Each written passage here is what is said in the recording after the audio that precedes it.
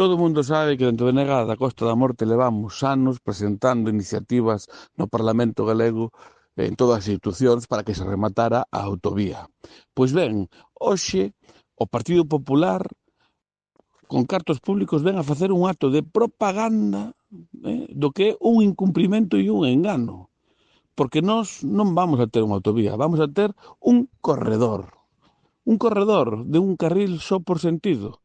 E o que non é de recibo, e a nós nos parece totalmente insensato, é que o Partido Popular veña a alardear por facer unha cousa que foi a que non prometeu.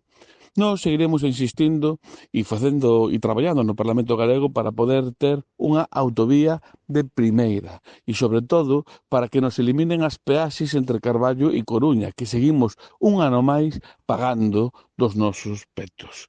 Nós, desde o BNG, o que lle pedimos ao Partido Popular é menos propaganda e máis investimentos na Costa da Morte.